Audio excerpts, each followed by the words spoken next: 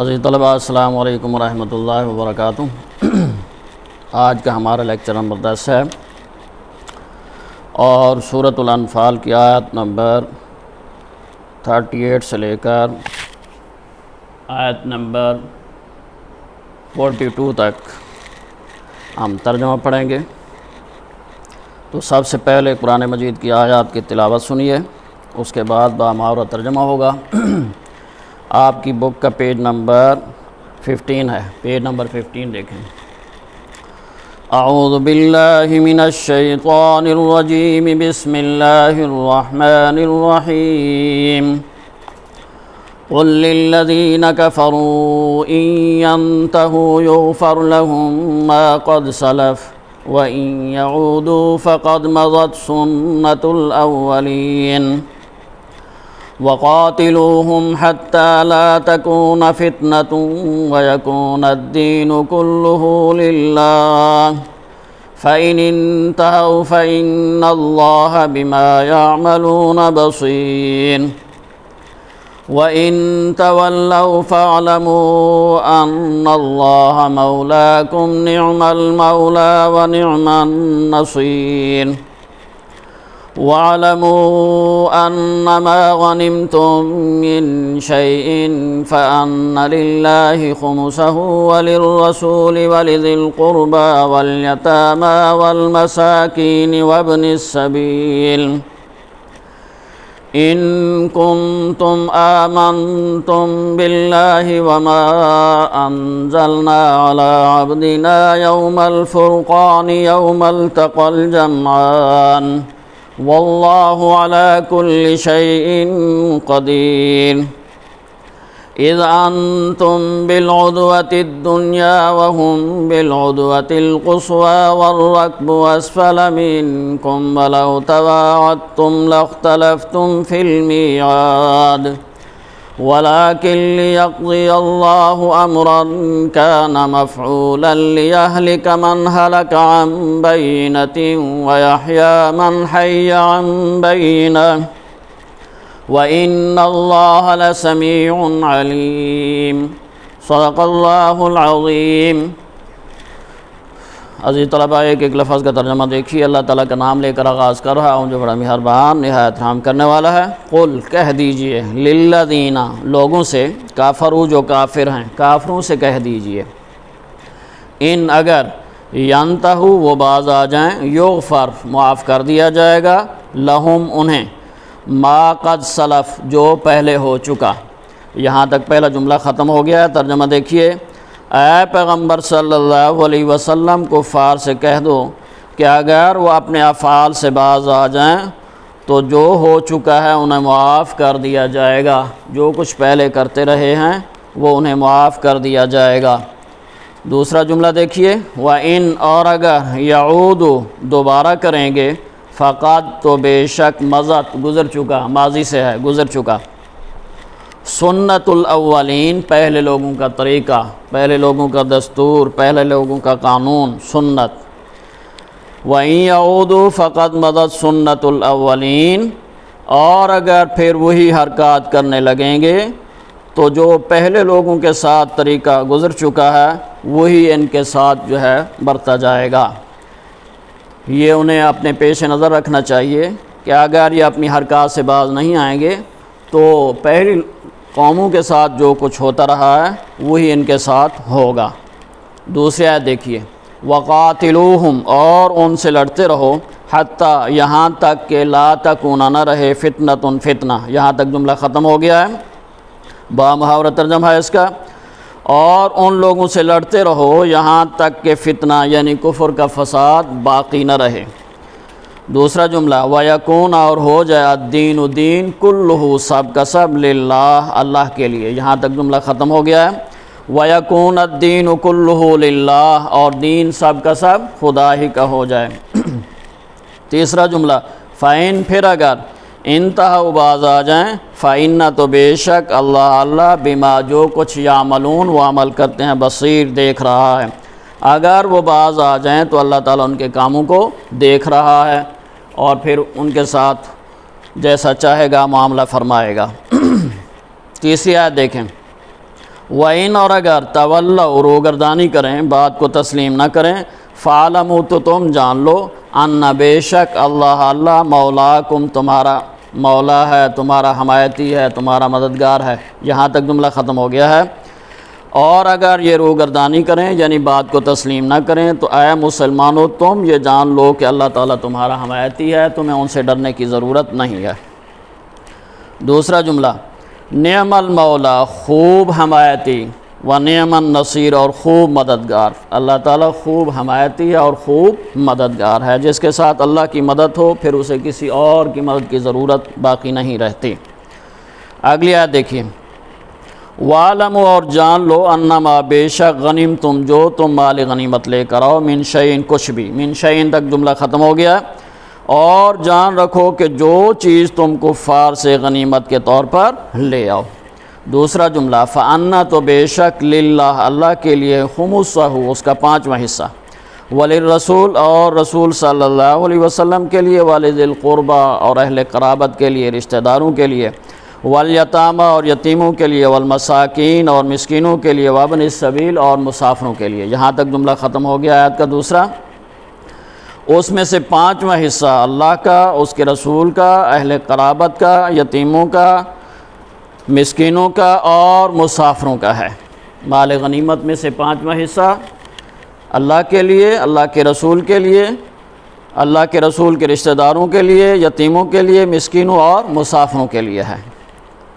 تیسرا جملہ دیکھیے، ان اگر کنتم تم ہو، آمن تم ایمان رکھتے، باللہ اللہ پر، وما انزلنا اور جو ہم نے نازل کیا، علی عبدنا اپنے بندے پر، یوم الفرقان فیصلے کے دن، یوم دن التقا مقابلہ ہوا تھا، الجمعان دو جماعتوں کا، جس دن 2 جماعتوں کا مقابلہ ہوا تھا یعنی مسلمانوں اور کافروں کا۔ بامحاور ترجمہ دیکھیے اس حصے کا، اور اگر تم خدا پر اور اس نصرت پر ایمان رکھتے ہو جو حق و باطل میں فرق کرنے کے دن یعنی جنگ بدر کے دن اللہ تعالیٰ نے اپنے بندے محمد صلی اللہ علیہ وسلم پر نازل فرمائی تھی، جس دن 2 جماعتوں کا آپس میں مقابلہ ہوا تھا یعنی مسلمانوں اور کفار کا۔ یہاں پر اللہ تعالیٰ نے غزوہ بدر کو یوم الفرقان کہا ہے کہ وہ ایسا دن تھا جس دن فیصلہ ہو گیا تھا کہ سچے کون ہیں اور جھوٹے کون ہیں، سچ کیا ہے اور جھوٹ کیا ہے۔ آخری جملہ اس آیت کا، واللہ اور اللہ، علی کل شیء ہر چیز پر قدیر قادر ہے، اور اللہ تعالیٰ ہر چیز پر قادر ہے۔ اگلی آیت، اذ جب تم تھے بالعدوۃ الدنیا قریب کے ناکے پر، قریب کی وادی میں۔ یہاں تک جملہ ختم ہو گیا اس آیت کا پہلا، اذ انتم بالعدوۃ الدنیا، جس وقت تم مدینہ کے قریب کے ناکے پر تھے، مدینہ سے قریب کی وادی میں تھے۔ غزوہ بدر کے بارے میں ہے۔ وہم اور وہ بالعدوۃ القصویٰ دور کے ناکے پر تھے، دور کی وادی میں تھے، یعنی تم مدینہ سے قریب تھے اور کافر مدینہ سے دور تھے۔ تیسرا جملہ دیکھیے، والرکب اور قافلہ اسفل منکم تم سے نیچے گزر گیا تھا، یعنی وہ قافلہ جو ابو سفیان مال تجارت لے کر آ رہا تھا، جس قافلے میں، وہ قافلہ بحر احمر کے کنارے نیچے گزر گیا تھا۔ اگلا جملہ، وَلَوْ تَوَاعَدْتُمْ اگر تم آپس میں مقرر کر لیتے وقت، لَاخْتَلَفْتُمْ تو اختلاف ہو جاتا، فی المیعاد وقت مقررہ کے بارے میں، وَلَوْ تَوَاعَدْتُمْ لَاخْتَلَفْتُمْ فِي الْمِيعَادِ اور اگر تم جنگ کے لیے آپس میں قرارداد کر لیتے تو وقت معین پر جمع ہونے میں تقدیم و تاخیر ہو جاتی۔ اس کا مطلب یہ ہے کہ جنگ بدر کے لیے پہلے سے یہ طے نہیں تھا کہ کفار اور مسلمان آپس میں جنگ کریں گے، بلکہ کفار تو آئے تھے اپنا قافلہ بچانے کے لیے، لیکن اللہ تعالیٰ کو یہ منظور تھا کہ آج جو ہے وہ مسلمانوں کے ساتھ ان کا مقابلہ اور کفار کو شکست ہو۔ اسی لیے اللہ تعالیٰ نے فرمایا کہ اگر پہلے سے یہ بات طے ہوتی کہ تم نے آپس میں جنگ کرنی ہے تو وقت مقررہ پر تم جمع نہ ہو سکتے۔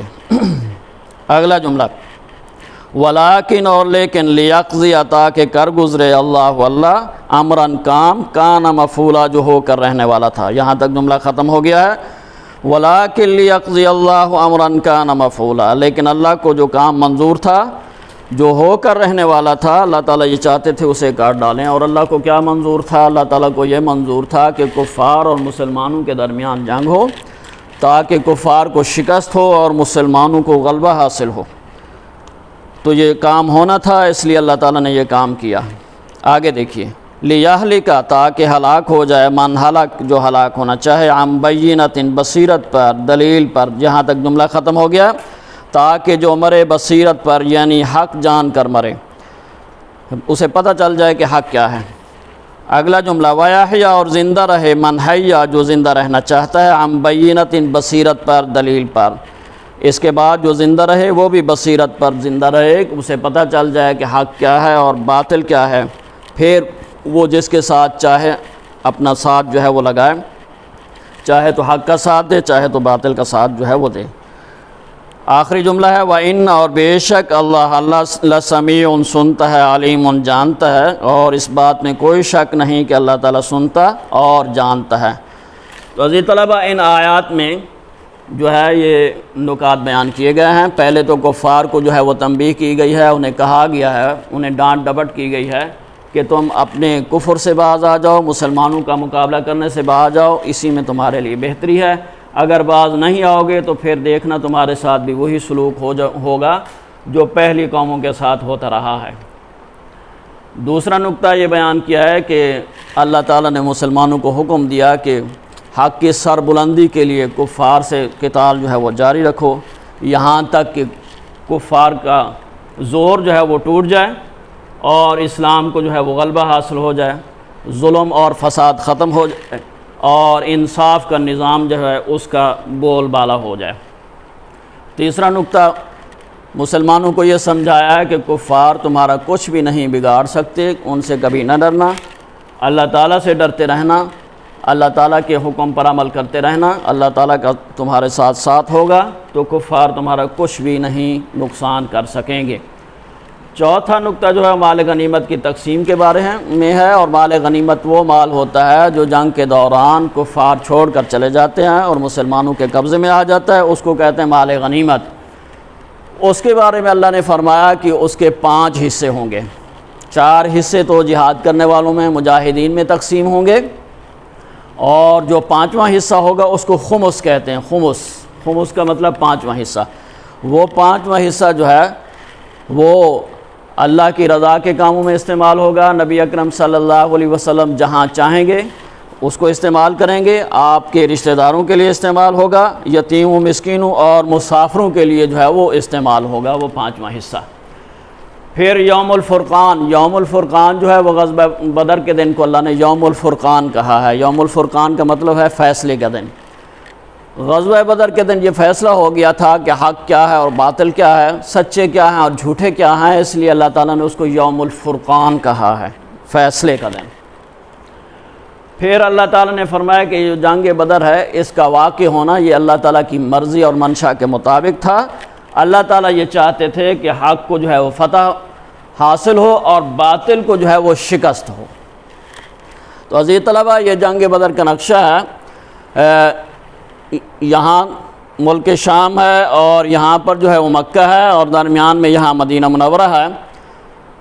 جو کفار کا لشکر تھا وہ مکہ سے قریب تھا اور مدینہ سے دور تھا، جبکہ مسلمانوں کا لشکر جو ہے وہ مدینہ سے قریب تھا، تو میدان بدر جو ہے وہ بھی مدینہ سے قریب تھا۔